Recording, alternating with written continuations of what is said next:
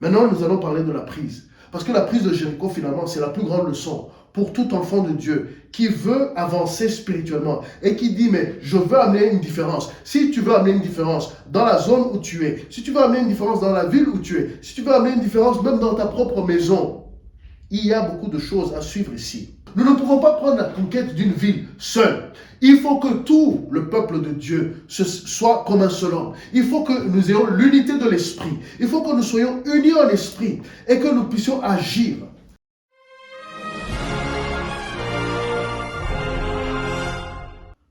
Alléluia. Alléluia. On a passé de bons moments ensemble. Des actions de grâce. Il est toujours bon de remercier le Seigneur pour ce qu'il fait dans nos vies. Et aussi, il est toujours bon de le reconnaître dans les petites et les grandes choses. Et aujourd'hui, ce matin, il a fait les petites et les grandes choses, les choses intérieures, les choses extérieures. Il a gardé certains des accidents. Il a redonné, il a ravivé la foi d'autres. Le Seigneur est bon. Ce matin, vous savez que maintenant nous sommes au printemps. Nous sommes au printemps. C'est le premier dimanche du printemps. Et il y a un dicton biblique qui dit que le printemps est la saison où les rois vont faire la guerre. C'est ce que la Bible dit. Sauf que c'est juste une petite introduction dans 2 Samuel 11, verset 1. Sauf que la suite n'était pas bonne parce que normalement, ça parle du roi David. Le roi David, il était supposé aller, il envoyait son armée faire la guerre. Donc c'était le temps où il y a la guerre. Et on ne va pas aller expliquer tout ça. Mais lui, ce moment-là, il n'a pas été dans la guerre. Mais ce n'est pas le sujet de ce matin. Simplement, c'est que nous sommes au printemps. Donc il est, en tant que premier dimanche du printemps, il est vraiment approprié de parler de conquête. Parce que tu vas à la guerre pour faire la conquête. Tu ne vas pas à la guerre pour simplement revenir bredouille. Tu ne vas pas à la guerre pour, je ne sais pas, juste taper les autres et puis c'est tout. Non, tu vas pour pouvoir récupérer quelque chose.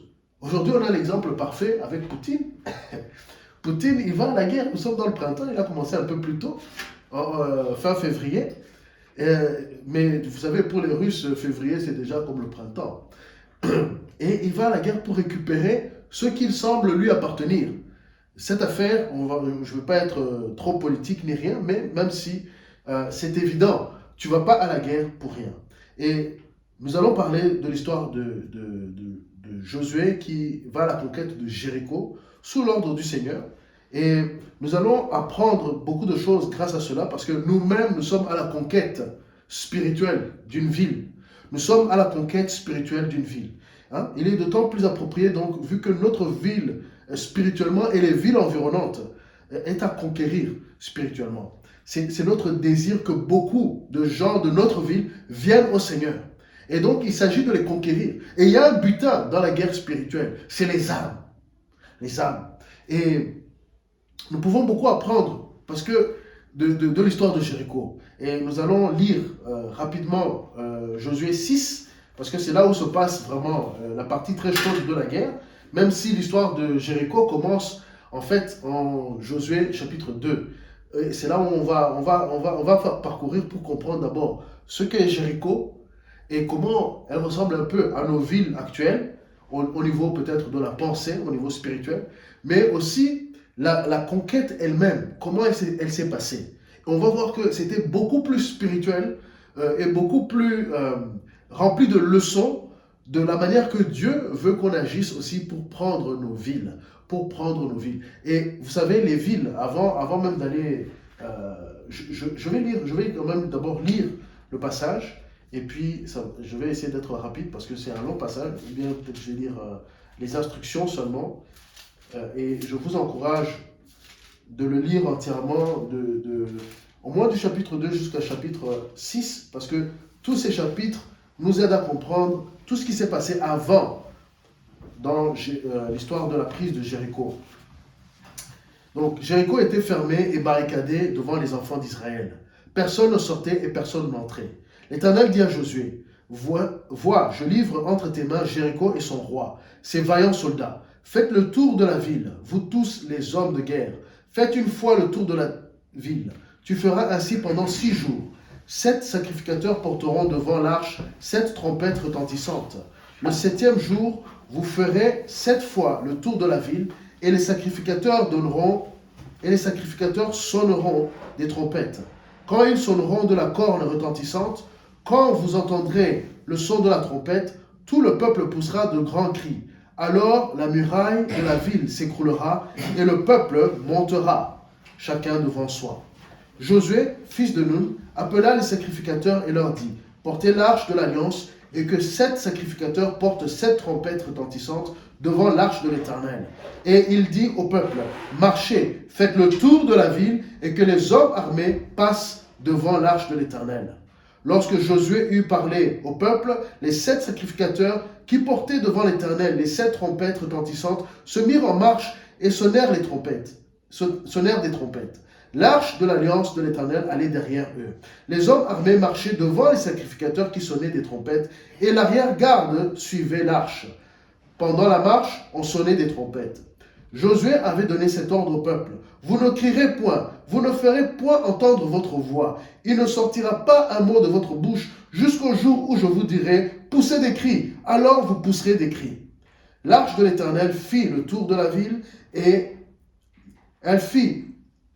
L'arche de l'Éternel fit le tour de la ville, elle fit une fois le tour, puis on rentra dans le camp et l'on y passa la nuit. Josué se leva de bon matin et les sacrificateurs portèrent l'arche de l'Éternel. Les 7 sacrificateurs qui portaient les 7 trompettes retentissantes devant l'arche de l'Éternel se mirent en marche et sonnèrent des trompettes. Les hommes armés marchaient devant eux et l'arrière-garde suivait l'arche de l'Éternel. Pendant la marche, on sonnait des trompettes. Ils firent une fois le tour de la ville, le second jour, puis ils retournèrent dans le camp. Ils firent de même pendant 6 jours. Le 7e jour, ils se levèrent de bon matin, dès l'aurore, et ils firent de la même manière 7 fois le tour de la ville. Ce fut le seul jour où ils firent 7 fois le tour de la ville.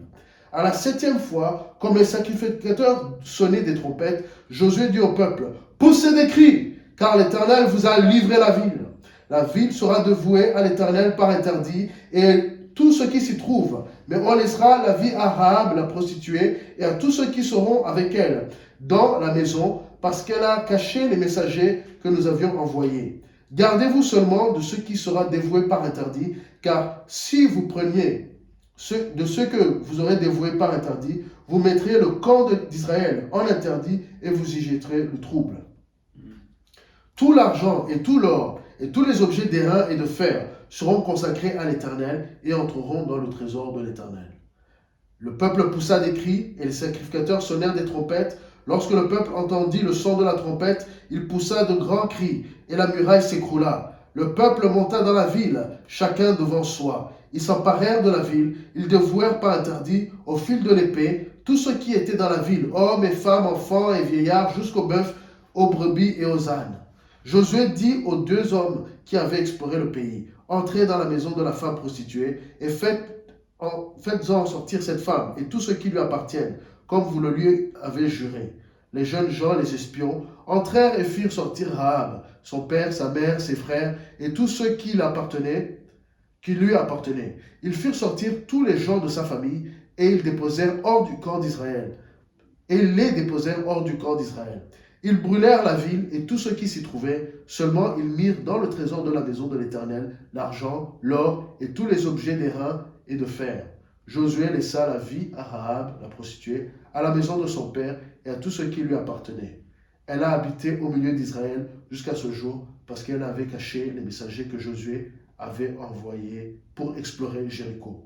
Ce fut alors que Josué jura en disant, « Maudit devant l'Éternel l'homme qui se lèvera pour rebâtir cette ville de Jéricho. Il en jettera les fondements au prix de son premier-né et il en posera les portes au prix de son plus jeune fils. » L'Éternel fut avec Josué, dont la renommée se répandit dans tout le pays. Amen.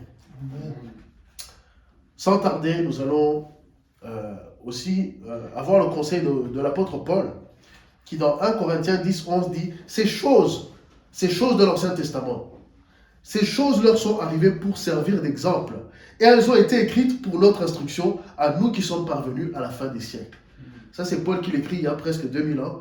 Et nous sommes encore plus bénéficiaires, non seulement de ce que nous voyons dans Jéricho, mais bien sûr des autres épîtres de Paul et ainsi de suite dans le Nouveau Testament. Mais nous allons apprendre beaucoup de choses significatives. Parce que Jéricho, comme je l'ai dit tout à l'heure, Jéricho, on peut la comparer à notre ville.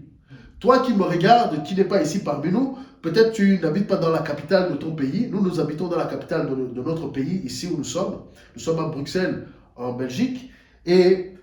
Mais Jéricho, quelle que soit ta ville, quel que soit ton quartier, Jéricho, tu peux l'assimiler à cela. À la prise de Jéricho, tu peux l'assimiler à la prise de ta ville spirituellement. Comprenez-moi bien. Je parle de la prise spirituelle. Nous parlons de choses spirituelles. Nous ne sommes pas en train d'inviter les gens à faire des actes de guerre, de terrorisme ou de quoi. Non, nous voulons terroriser. La Bible dit que nous ne nous battons pas contre la chair ni le sang. Éphésiens 6 nous rappelle que nous nous battons contre des principautés, des puissances dans les lieux célestes, des dominations, des êtres célestes, des esprits. Et nous fonctionnons au niveau de l'esprit. Le royaume de Dieu est d'abord spirituel et ensuite, un jour, il va se manifester de manière naturelle et visible. Et si vous n'êtes pas prêts, ce jour sera terrible. Mais si vous êtes prêts, ce jour sera merveilleux parce que vous serez du côté du vainqueur. Parce que comme je disais à quelqu'un, Jésus conquit par la paix. Jésus a fait sa conquête par la paix.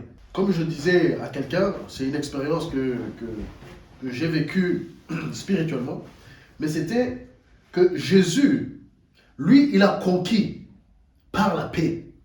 Jésus n'a pas encore conquis par la guerre. Non. Ce jour va venir, parce qu'il est le roi des rois, et il a un sceptre de fer qui va ordonner, la Bible dit qu'il va posséder toute la terre. Et les nations qui ne seront pas fidèles à lui seront dans de gros problèmes. Mais, pour l'instant, Jésus, il conquit par la paix. Mais alors, la conquête n'est pas dans le naturel. Elle est d'abord spirituelle. Nous ne pouvons pas dire que nous allons prendre notre quartier, prendre notre ville et juste rester comme ça sans être spirituel. Non, ça serait une illusion. Ça serait faire comme les gens qui font de la pub. Quelque part, eux aussi, il y a beaucoup de gens. Tout le monde est à la conquête de la ville. Tout le monde est à la conquête des âmes. Les publicitaires sont à la conquête des âmes. Les politiciens sont à la conquête des âmes. Ils veulent notre attention. Ils veulent qu'on vote pour eux. Ils veulent qu'on achète leurs produits.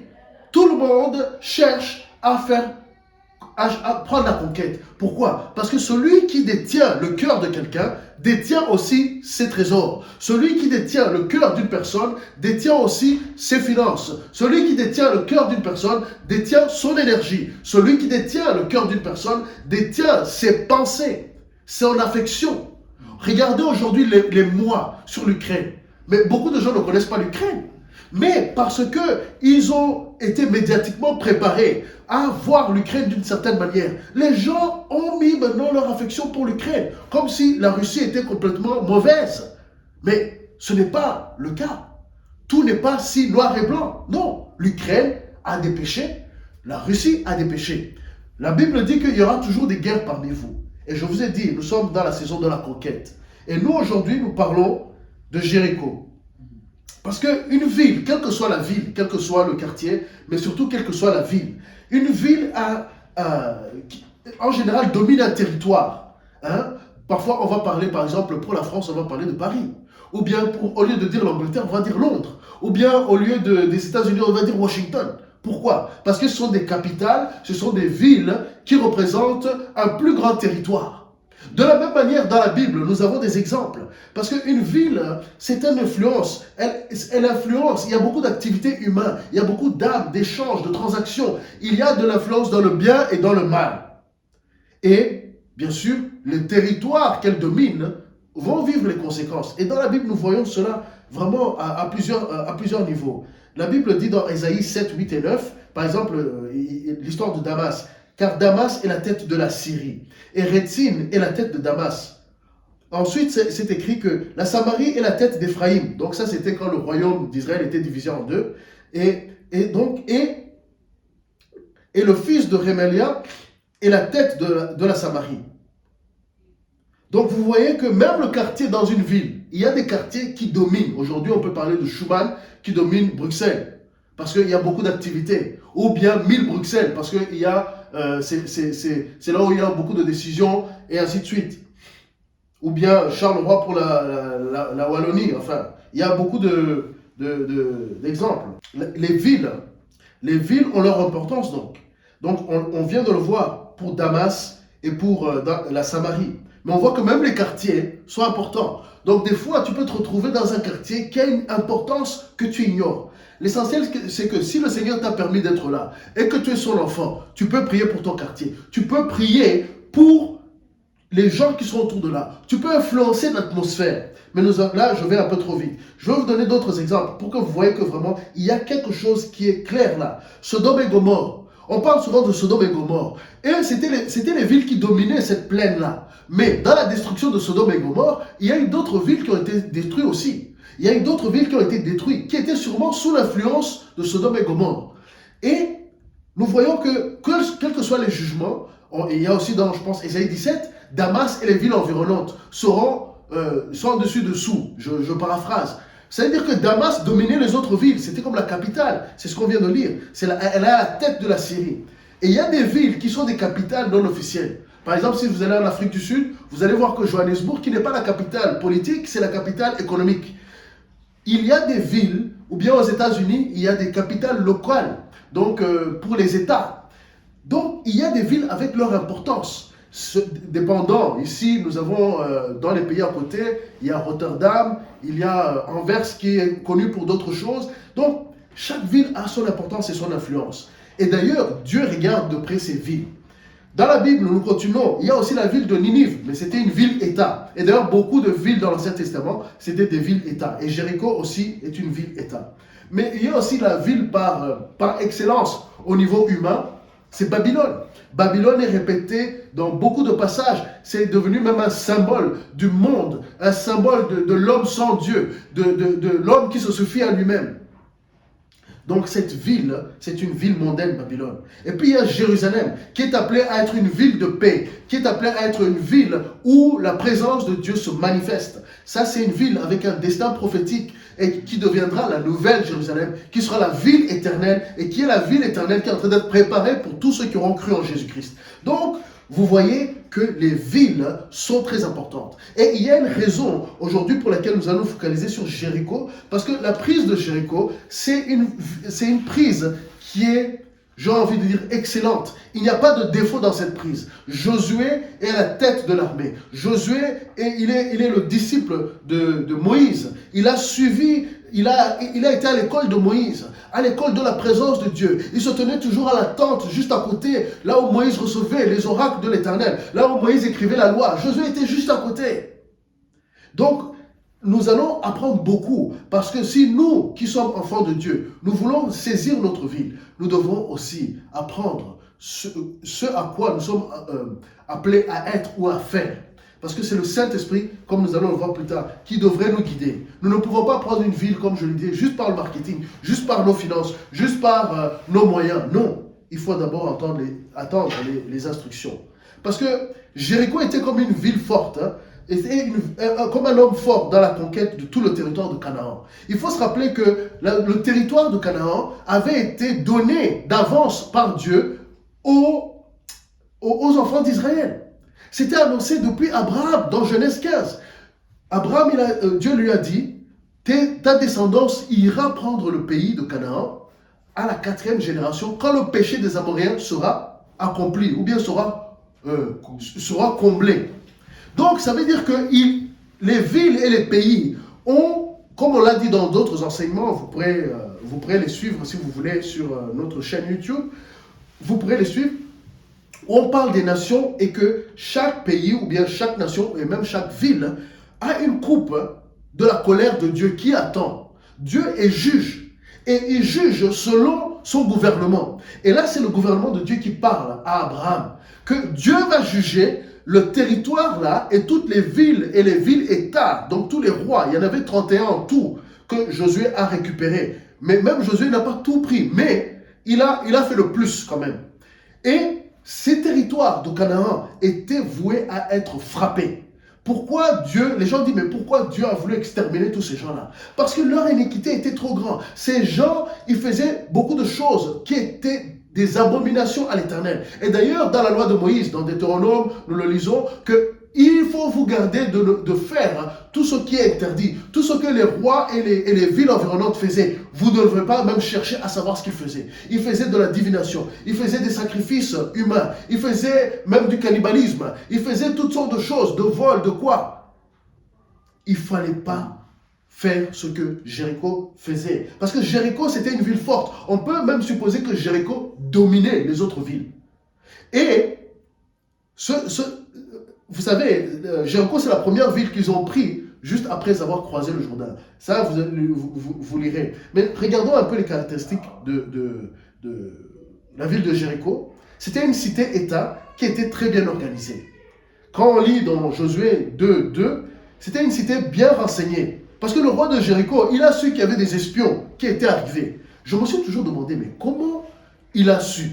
Parce que les espions ne vont pas, quand tu vas en tant qu'espion, tu te faufiles, tu fais comme si tu es un commerçant, tu fais comme si tu as une activité à côté, tu viens comme si tu es un touriste aujourd'hui, ou quoi. Comment les gens ils ont su? Parce qu'il y avait plein de gens.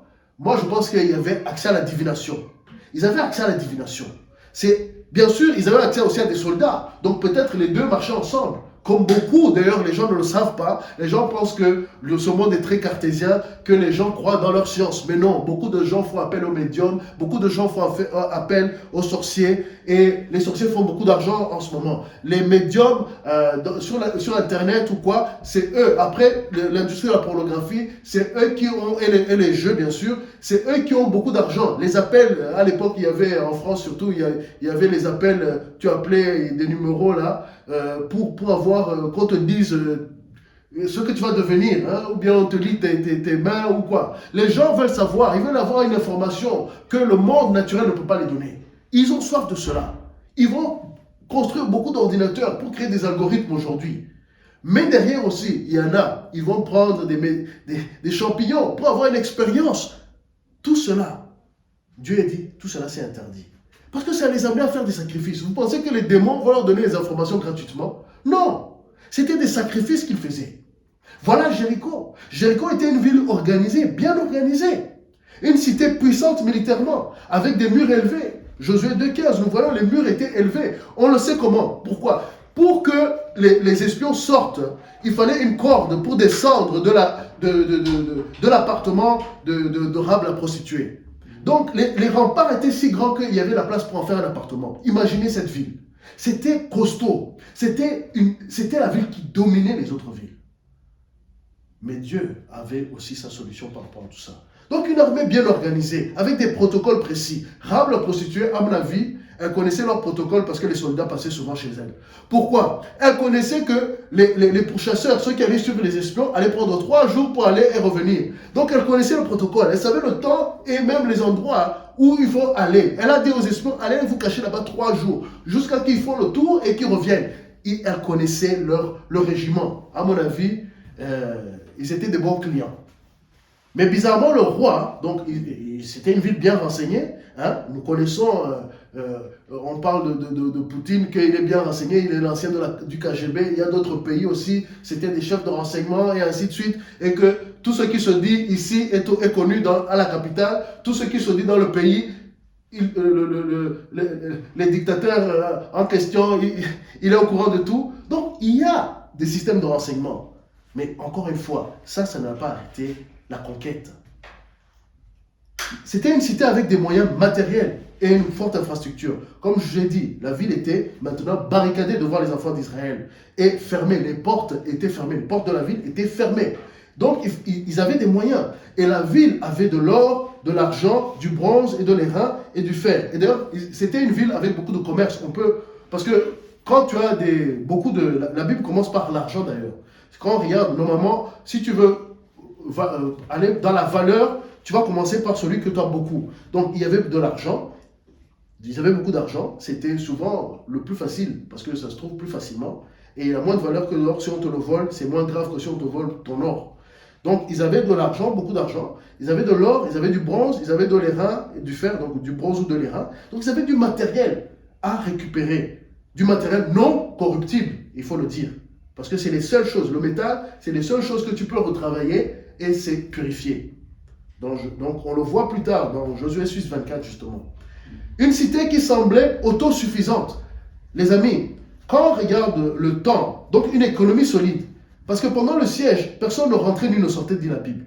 Il n'y avait plus d'échange avec l'extérieur face aux dangers des enfants d'Israël. Donc ils étaient confiants. Ils se sont dit non, on a assez. On ne va pas bouger, on ferme tout. On va vivre avec nos propres moyens. On ne fait plus d'échange. Plus rien ne sort. Et ça a pris plusieurs semaines et peut-être jusqu'à 1 an pour la prise de Jéricho.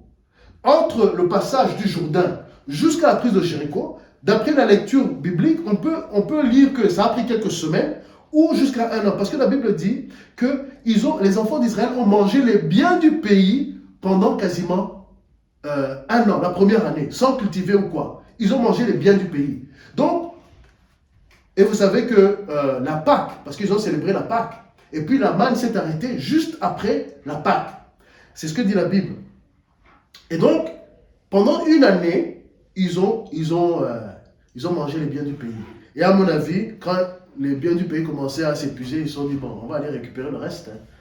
Alors, Josué, depuis même avant le passage du Jourdain, il avait l'œil sur Jéricho. Il savait que Jéricho, je dois le prendre. Et je pense qu'il était inspiré par le Saint-Esprit. Il était inspiré par le Seigneur. Il recevait les instructions du Seigneur. Il a envoyé les espions. Et il a dit aux espions, oui, allez sur le territoire. Mais surtout, regardez bien Jéricho. Ça montre que c'était très stratégique. Une cité qui ne reconnaissait pas, par contre, et c'est le problème de beaucoup de cités, et même Jérusalem est tombé dans cette erreur. C'était une ville qui n'a pas reconnu l'heure de sa visitation. C'était une ville qui n'a pas reconnu l'heure de son jugement. Quand Jésus est arrivé à Jérusalem, et qu'il a commencé à prêcher, et qu'il a fait son ministère, lui-même, il a fait comme un jugement. Il a dit, Jérusalem, Jérusalem, toi qui ne connais pas l'heure de ta visitation, j'aurais voulu te prendre comme une poule prend ses poussins en dessous de ses ailes. Mais Jérusalem ne l'a pas reconnu.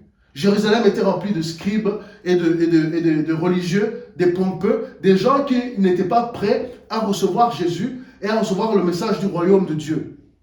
Ici, le roi de Jéricho est tombé dans la même erreur. Il n'y a qu'une personne et les personnes attachées à elle, Rahab, qui a reconnu, et ces gens-là, ils ont passé le Jourdain. Et la Bible dit que quand ils ont passé le Jourdain, ils étaient vis-à-vis de Jéricho. Donc, quand il y a des sentinelles, ils pouvaient savoir ce qui s'est passé. Et d'ailleurs, les rumeurs étaient parties autour. Tout le monde était au courant. Et même Rahab, elle dit, aïe, aïe, nos cœurs ont tremblé. Donc, on ne pouvait plus se sentir. On était pris par la peur.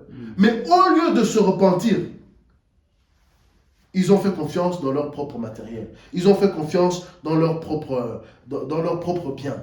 Et c'est ça leur problème. Maintenant, nous allons parler de la prise. Parce que la prise de Jéricho, finalement, c'est la plus grande leçon pour tout enfant de Dieu qui veut avancer spirituellement et qui dit, mais je veux amener une différence. Si tu veux amener une différence dans la zone où tu es, si tu veux amener une différence dans la ville où tu es, si tu veux amener une différence même dans ta propre maison, il y a beaucoup de choses à suivre ici. D'abord, il faut être un leader exemplaire. Parce que Josué était un leader exemplaire. Comme j'ai dit, c'était un bon disciple de Moïse. Il a continué à servir fidèlement le Dieu d'Abraham, d'Isaac et de Jacob. Il était le prophète. Il prophétisait au peuple tout ce que Dieu lui donnait de dire. Et quand vous regardez, des fois on se dit, mais pourquoi la Bible aime se répéter, hein? On lit des passages, on a l'impression qu'on lit 2 paragraphes qui sont exactement la même chose. Non. La Bible est très spécifique dans la manière de présenter des informations. Elle montre ce que Dieu dit, ensuite elle montre ce que l'homme a dit, pour montrer qu'il y a une harmonie. Et ce que Josué annonce au peuple, c'est exactement ce que Dieu avait annoncé à Josué d'annoncer au peuple. Il a fait, on le voit aussi avec Moïse, ce que Dieu annonce à Moïse d'annoncer, c'est ce que Moïse annonce au peuple. Alors, les serviteurs de Dieu, ce que Dieu vous annonce, annoncez-le exactement et n'ajoutez rien, ni pour un gain, ni pour quoi que ce soit. L'obéissance à l'instruction du Seigneur est primordiale pour les leaders. Et je veux aussi mettre une petite parenthèse. Caleb n'était pas loin. Caleb n'est pas mentionné dans cette histoire. Mais on sait qu'il était l'ami de Josué. C'était les 2 seuls qui étaient restés après que tous les autres de leur génération étaient morts dans le désert. Donc, eux et leur famille et leur descendance étaient là. Et sinon, les autres, c'était juste la descendance de ceux qui étaient morts dans le désert. Et d'ailleurs, ils n'avaient pas encore été circonscrits. Et justement, donc, Josué était un leader exemplaire. Et il avait autour de lui des leaders exemplaires. Parce qu'il les avait aussi formés. Et ils avaient appris des leçons. Ils ont vu que leurs parents sont restés dans le désert. Donc, ils avaient appris des leçons. Aussi, cette nouvelle génération, c'était un peuple, sur ce moment-là, exemplaire. Tu peux te dire, ah mais oui, nous avons des mauvais leaders, c'est leur faute. Il faut aussi que tu sois exemplaire, mon ami. Parce que si tu te retrouves dans le commun du peuple, tu dois aussi être consacré à l'Éternel. Dans Josué 5, nous voyons que Josué, il a consacré tous les mâles en les faisant la circoncision. Parce qu'ils n'avaient pas été circoncis dans le désert. Vraiment, vous voyez à quel point l'ancienne génération avait oublié et avait fatigué Moïse. Ils ne les ont pas circoncis. Et ils ont dû attendre qu'ils se retrouvent face à la conquête pour les consacrer.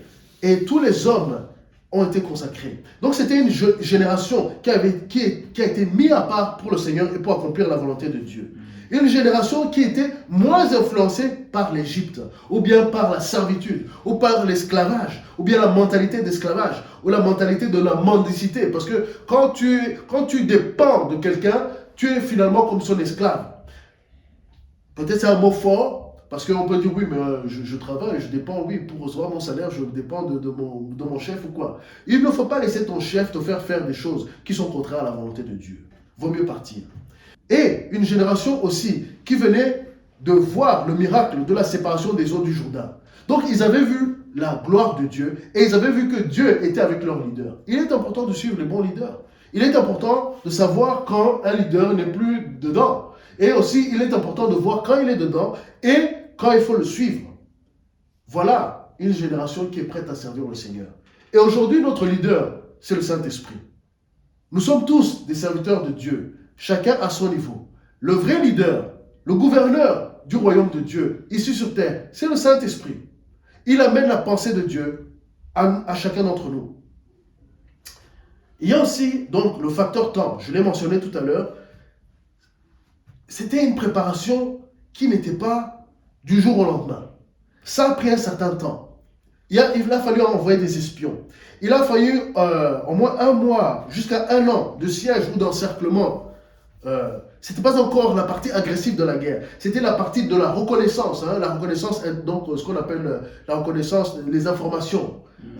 Josué avait un département des renseignements et il les a envoyés et ils ont donné des rapports.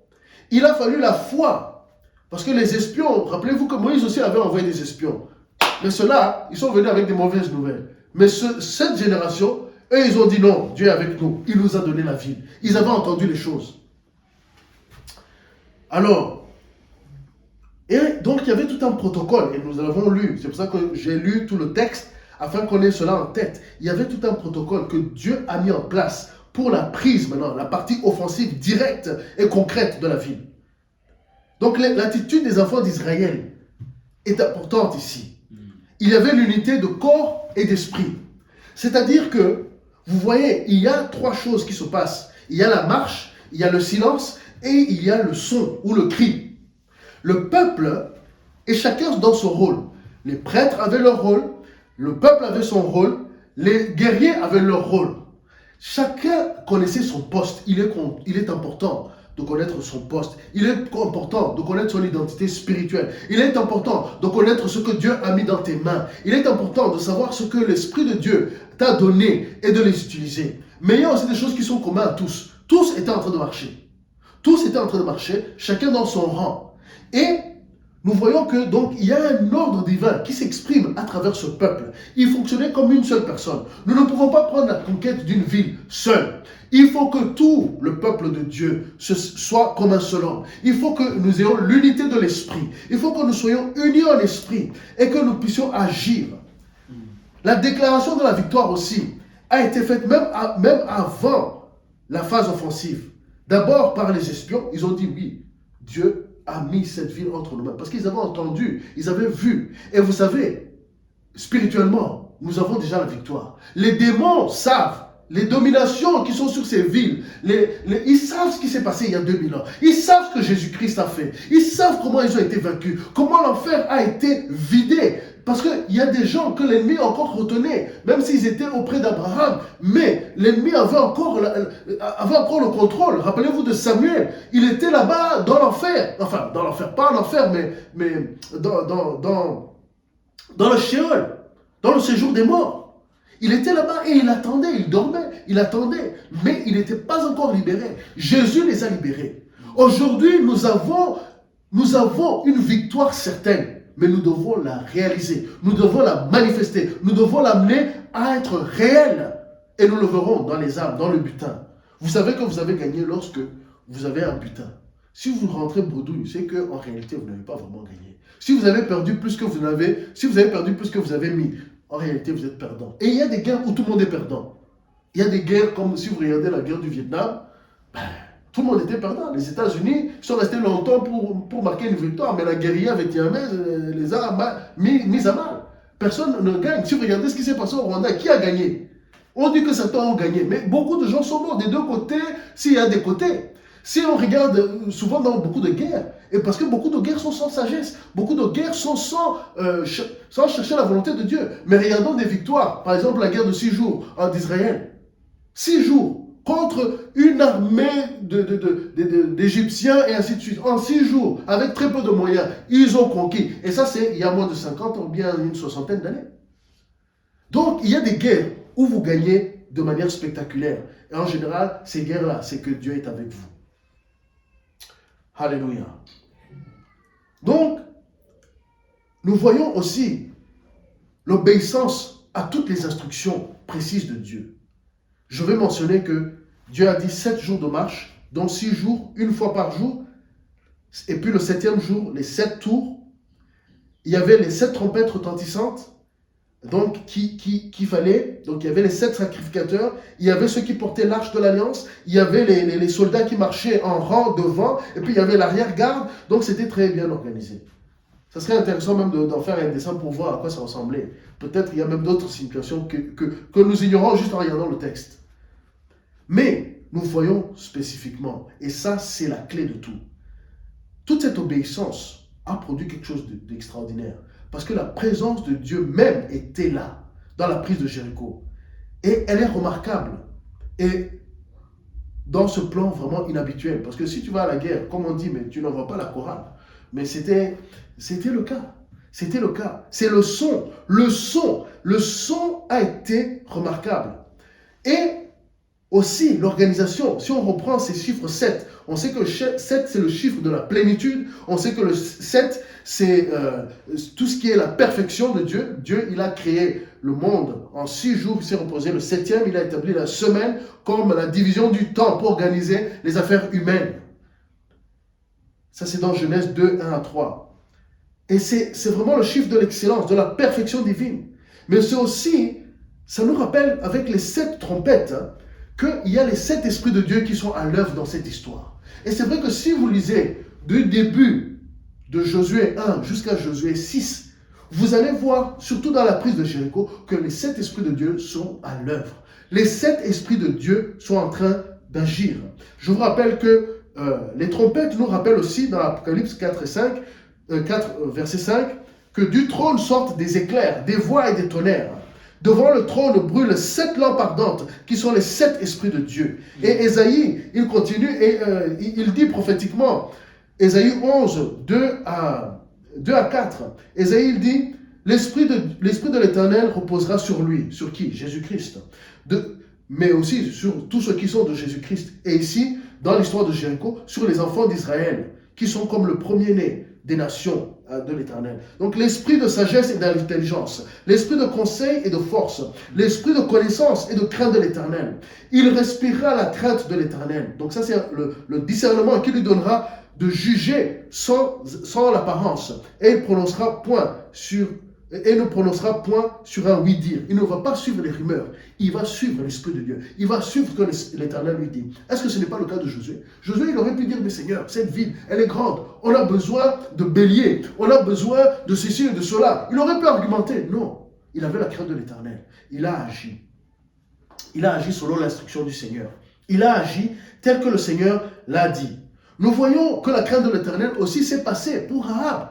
Elle a su ce qui s'était passé. Elle a compris que l'Éternel était avec ce peuple. Elle a dit, moi, je prends mon côté. Je prends mon côté. Vous savez, des fois, même dans les histoires de guerre, c'est pas tout le monde qui a envie d'être dans la guerre et qui se veut se retrouver en guerre. C'est pas tout le monde qui soutient le gouvernement en place, même si c'est le gouvernement de son propre pays. Il y a des gens qui prient et qui cherchent la volonté de Dieu, qui cherchent à comprendre ce que Dieu est en train de faire et qui raisonnent. Et malgré le péché dans lequel ils étaient, à cause des problèmes de la guerre, ils peuvent revenir à Dieu et dire non, moi je vais marcher avec Dieu. Et c'est ce que Rahab a fait. Elle a compris. Certes, c'était dans le naturel, c'était pour sauver sa peau et les siens. Elle a négocié, ils ont discuté, il y a eu un accord.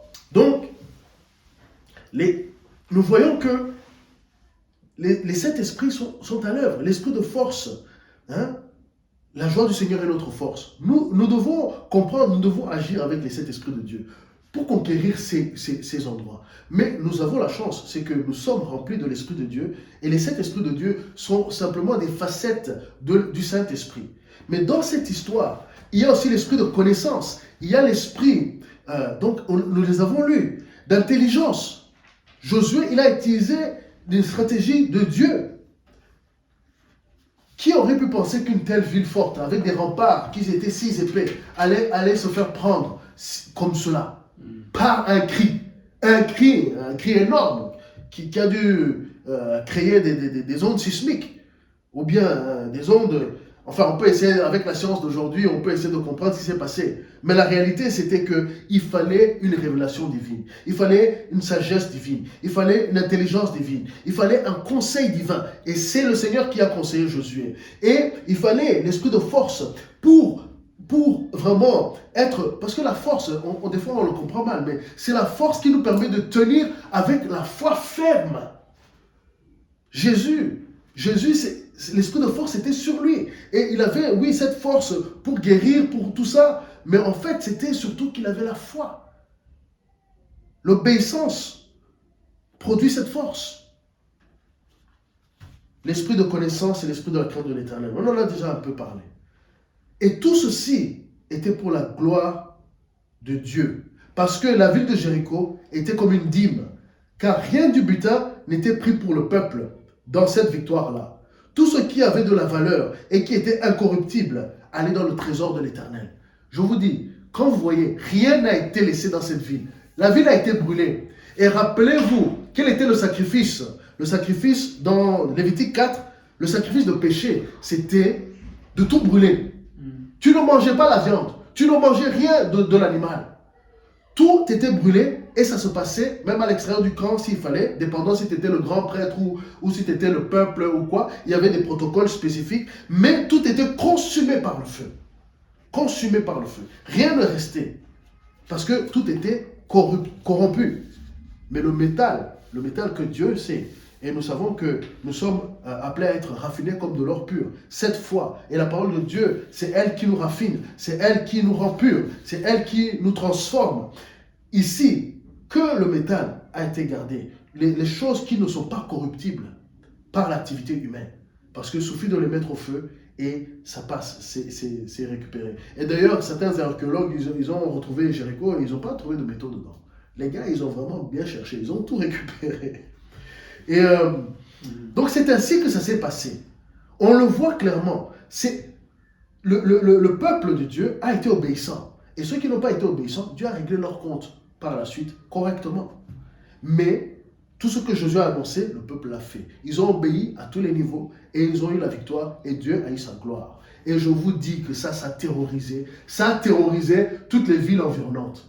À mon avis, ça les a rendus, vous savez, quand vous êtes pris de peur, c'est difficile d'être stratégique. C'est difficile. Vaut mieux se courber et dire, quand, bien sûr, vous voyez que votre assaillant vient de l'Éternel. Et je vous dis, les démons ont peur. Les démons ont peur. Ils ont dit à Jésus, mais tu viens avant l'autre temps. Ils savent qu'il y a un temps pour eux. Ils savent que le Seigneur va prendre possession des nations.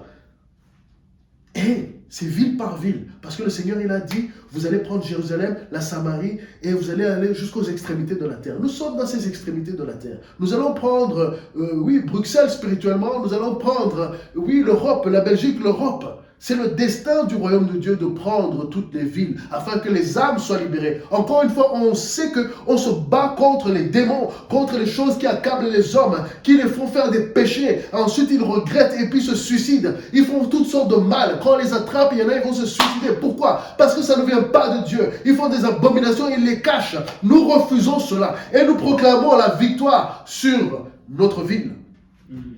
Comme Josué a déclaré la victoire, nous devons déclarer la victoire. Nous sommes en pleine conquête de villes en Europe, de notre ville en Europe, Bruxelles, qui est spirituellement, qui ressemble à Jéricho et les villes de Canaan. Pourquoi? Les gens font confiance dans leurs propres pensées. Ils font confiance dans leurs propres remparts spirituels, mentaux. Ils font confiance dans leurs propres théories. Ils font confiance dans leurs propres divinations. Ils font confiance dans leur technologie. Ils font confiance dans les choses qu'ils ont construites avec leurs mains, au lieu de faire confiance dans celui qui les a mis en place eux. C'est-à-dire qui leur a donné la vie, qui leur a donné le souffle de vie. Ils font confiance à leur science, pensant que la science peut guérir tout. Et c'est vrai que la science peut guérir certaines choses, parce que Dieu donne l'intelligence pour le faire. Et souvent, c'est vraiment par l'inspiration divine que Dieu permet qu'il y ait des guérisons, des médicaments. Tout ça vient du Seigneur. Et ensuite, ils prennent ce que le Seigneur les a donné pour corrompre. Ou bien, ils vont essayer d'exterminer, d'enlever les gens qui amènent la vraie science. Non, on ne veut pas de cela. Ça ne vient pas de Dieu. Et ça a besoin d'être éradiqué. Et d'ailleurs, je vous rappelle que, qu'est-ce que Josué a dit quand il y a eu la conquête de Jéricho? Il a maudit. Il a dit, fini, personne ne devrait reconstruire cela. Il faut qu'il y ait une repentance totale. Si tu reconstruis, si tu retournes dans ton ancienne voie, si tu retournes dans ton ancienne vie, tu es en train de te maudire toi-même et tu amènes une malédiction sur ta descendance. Car maudit est l'homme qui reconstruit Jéricho, le premier et le dernier fils. Tu es en train de t'amener des problèmes si tu retournes en arrière, cher ami. Tu es en train de t'amener des problèmes si tu as été convaincu par le Saint-Esprit que tu es pécheur et que maintenant tu vas retourner à ton péché. Tu amènes une malédiction parce que maintenant, ça sera 7 fois pire. C'est ce que la Bible dit. Si tu as été libéré des démons, si tu as été libéré de tout ce que Dieu t'a libéré et que tu retournes dedans, ta condition est pire que la première. Nous devons faire attention et nous voulons que notre ville soit libérée. Dans ces villes et dans ces pays qui acceptent l'avortement comme si c'était un jeu d'enfant, qui inventent des moyens pour le faire de différentes manières, qui acceptent l'euthanasie comme si c'était un jeu d'enfant et qui inventent des manières pour le faire plus rapidement. Il y a plein d'exemples. Vous avez vu même en Suisse, il y a un inventeur, il a créé une machine, carrément, c'est comme un tombeau, c'est comme un cercueil. Tu te poses dedans et puis ça prend ta vie. Tu peux le commander en ligne, il l'imprime pour toi et te l'envoie. Nous en sommes là. Les amis, les gens ont besoin d'être libérés. Ils sont dans des forteresses mentales qui les empêchent de voir la clarté. Ils sont comme le roi de Jéricho qui fait confiance à son armée. Vous faites confiance à votre force. Vous avez confiance en vous-même. Mais qui vous donne la santé que vous avez? Chers amis, nous devons faire confiance en l'Éternel, celui qui nous donne de respirer, celui qui nous donne de vivre, celui qui nous donne d'avancer dans la vie. Mais si on fait confiance dans nos propres voies, si on fait confiance dans nos propres moyens, la destruction est certaine parce que tes moyens ne pourront rien face à Jésus-Christ. Que ce soit dans cette vie, que ce soit dans la mort, si tu n'as pas Jésus, tu es foutu. C'est comme ça, tu es insensé si tu ne connais pas le Dieu créateur. Et tu es fou et tu te condamnes toi-même. La Bible dit, celui qui ne croit pas est déjà condamné. Vous les dirigeants, vous êtes condamnés si vous ne dirigez pas selon le conseil de Dieu. Nous, lorsque nous étions sans foi ni loi, lorsque nous suivions nos propres voies, nous étions condamnés. Mais nous avons décidé de croire en Jésus-Christ. Nous sommes venus à lui. Nous sommes venus à lui parce qu'il nous a appelés. Et aujourd'hui, il veut que nos villes aussi soient sanctifiées. Que nos villes respirent la liberté. Que nos villes respirent la lumière ou bien reçoivent la lumière divine. C'est une lumière remplie d'amour. C'est une lumière qui brûle le péché, qui enlève les effets du mal, qui enlève la corruption, qui installe la crainte de l'Éternel et qui fait que l'œuvre du Fils de Dieu soit complète. Parce que, sachez quelque chose, La différence entre Jéricho et les enfants d'Israël et aujourd'hui, c'est Jésus-Christ. Jéricho a reçu son jugement tout de suite. Le sort de ce peuple a été fait tout de suite. Ils n'ont pas eu beaucoup de temps. Ou bien ils ont eu beaucoup de temps. Enfin, Rahab s'est repenti. Mais il y a eu seulement Rahab. À Jérusalem, il y a eu très peu. Il y a eu quelques disciples face à toute la nation et il y a eu Nicodème. Il y a eu très peu de scribes et de pharisiens qui se sont repentis. Mais par la force des choses, comme je l'ai dit, Jésus c'est un conquérant de la paix. Jésus c'est celui qui est conquis par la paix. L'apôtre Paul, pharisien des pharisiens, il a été conquis par Jésus-Christ. Nous aussi, nous avons été conquis par Jésus-Christ. Toi aussi, si tu es têtu, tu vas être conquis, ou bien tu vas le reconnaître. Mais est-ce que ça sera dans ta destruction, ou bien ça sera dans sa grâce? Parce que la différence entre Jéricho et maintenant, c'est que Jésus est arrivé et que la grâce de Dieu envers les nations est en pleine action en ce moment, retardant une destruction physique qui va venir.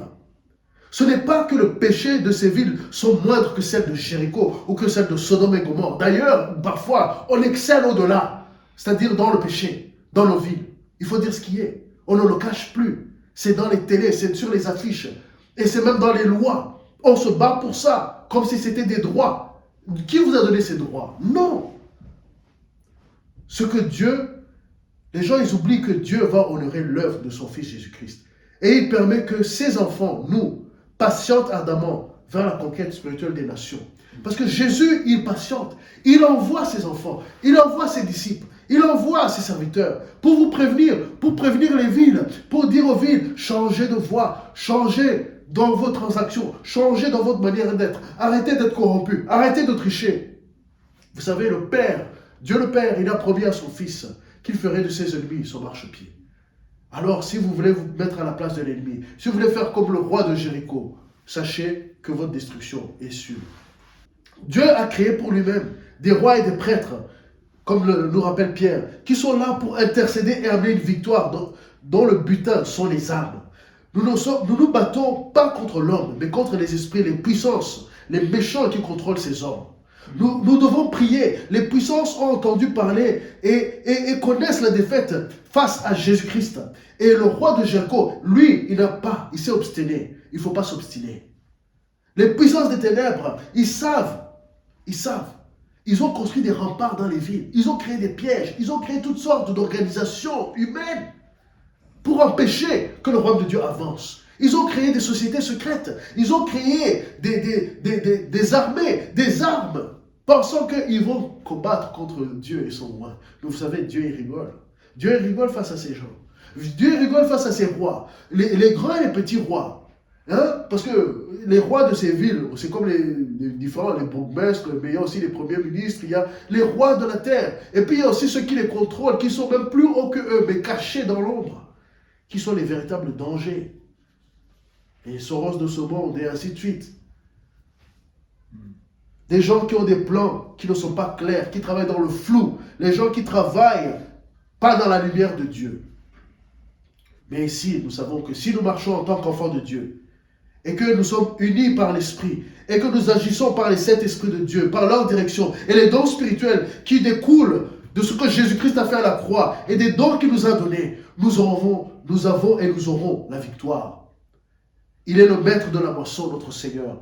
Notre Seigneur, il a conquis et il va conquérir encore.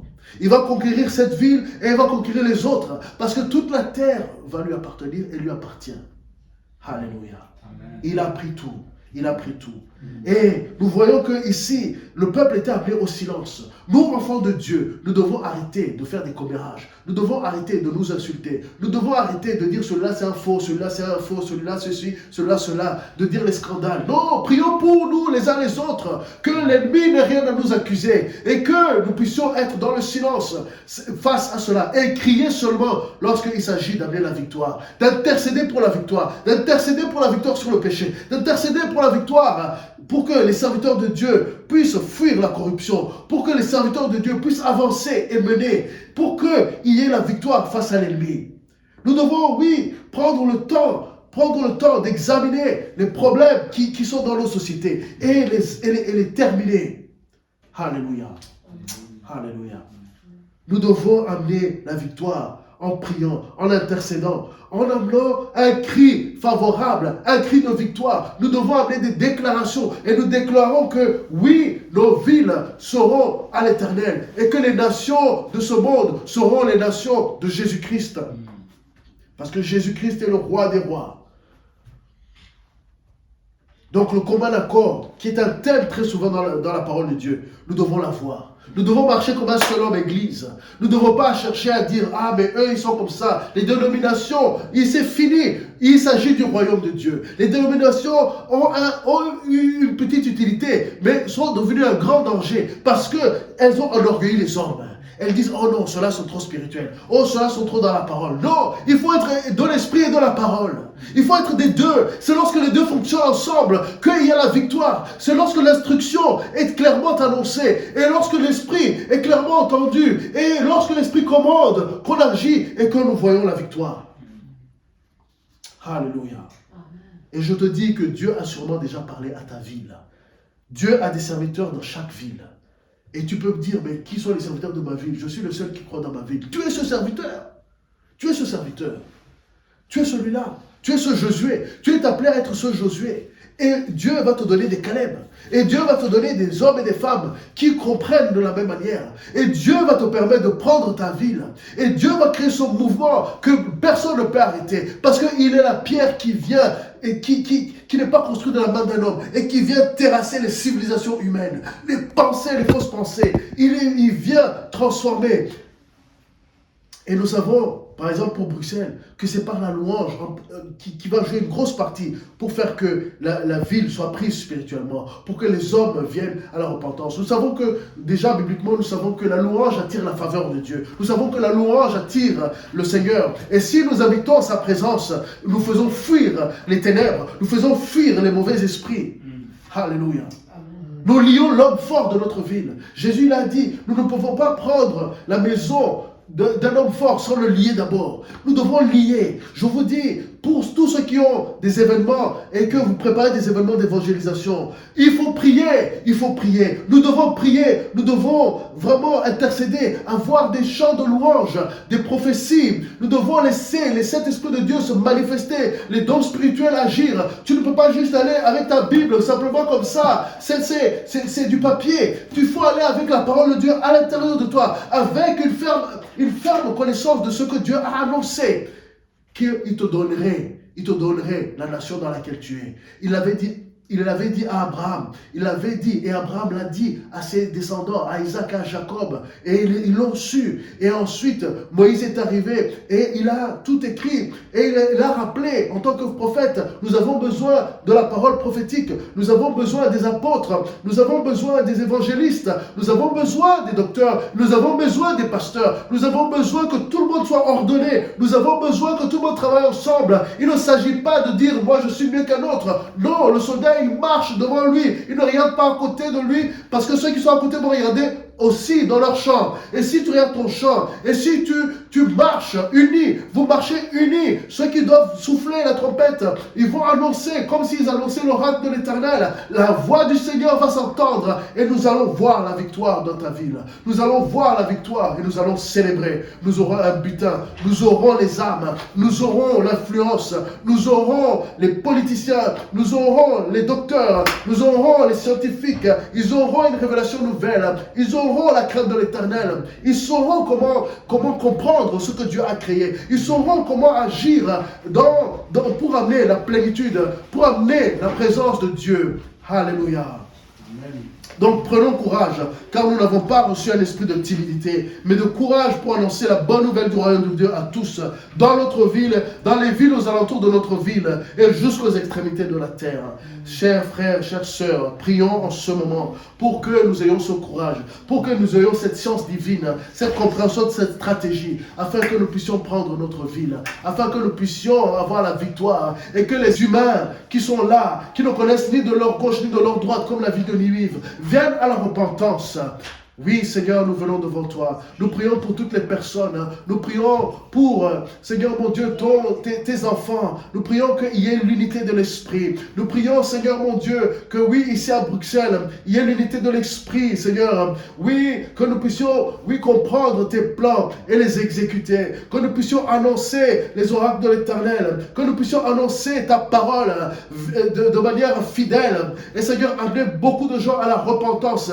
Et Seigneur, qu'ils acceptent par la foi, Seigneur, de ce que tu as fait pour eux, Seigneur mon Dieu, oui, sur la croix. Nous prions ce matin pour tous ceux qui ont envie de prendre, Seigneur mon Dieu, spirituellement la ville de Bruxelles, qui ont envie de toucher les âmes, amener la joie dans la ville de Bruxelles, amener la paix véritable, amener la compréhension de l'ordre divin des choses. Nous prions, Seigneur mon Dieu, pour tous tes serviteurs. Nous prions pour tous ceux qui s'organisent. Nous prions pour tous ceux qui préparent, Seigneur mon Dieu, comme nous, Seigneur mon Dieu, l'évangélisation dans cette ville. Nous prions pour tous ceux qui sont déjà sur le terrain. Nous prions, Seigneur mon Dieu, que oui, tu leur donnes des révélations nouvelles, que les dons spirituels s'appliquent, que les dons spirituels agissent. Nous prions que ta parole nous remplisse et déborde et que nous ayons le fleuve d'eau vive qui ressorte de nous et qui donne à boire à ceux qui ont soif et qui donne à manger à ceux qui ont faim. Nous t'élevons, nous te glorifions, Seigneur. Et Seigneur, je prie pour celui qui a entendu, Seigneur, ce message et qui dit, mais moi-même, je suis comme un Jéricho, j'ai fait confiance à ma propre force, mais voilà, je ne veux pas être détruit, je veux plutôt reconnaître l'amour de Dieu, je ne veux pas être tombé sous le jugement de Dieu, je ne veux pas être une abomination à Dieu, je veux que Dieu m'aime, je veux que Dieu me reprenne. Alors, je te demande, toi, Seigneur mon Dieu, je demande de les reprendre, de les convaincre, Saint-Esprit. Nous prions pour qu'ils viennent à toi et nous prions que, Seigneur, mon Dieu, ils te connaissent réellement. Nous prions pour toutes les communautés qui sont représentées dans notre ville. Seigneur, certains te cherchent. Certains vont même prendre des jours, Seigneur, pour se sanctifier dans leur manière, en ne mangeant rien pendant toute la journée. Nous prions pour cela, Seigneur, qu'ils viennent à te connaître. Seigneur, mon Dieu, dans ces temps où ils se mettent à part dans leur compréhension. Mais, Seigneur, dans leur sincérité, visite-les. Oh, alléluia. Nous prions, Seigneur, mon Dieu, pour tous ceux qui ne te connaissent pas et qui veulent te connaître ce matin, qui veulent te connaître. Nous vous invitons, vous tous qui voulez connaître le Seigneur Jésus, à croire en lui, à chercher à comprendre ce qu'il a fait pour vous. Il est mort à la croix pour vous. Il était un homme innocent, il était envoyé de Dieu, il n'était pas simplement prophète, mais il a été envoyé pour être le sauveur des âmes, pour être le sauveur des hommes. Et venez à lui et vous ne serez pas déçus. Croyez-le dans votre cœur, tout ce qu'il a fait. Tout ce que la Bible dit sur lui est vrai. Croyez qu'il est venu vous enlever le péché et que maintenant il devient votre Seigneur et Sauveur. Croyez-le dans votre cœur, confessez-le de votre bouche et vivez pour lui et ne vivez plus dans le péché. Et vous serez sauvés et vous hériterez le paradis et l'éternité de manière sûre. Il n'y aura pas de doute. Amen. Amen. Amen.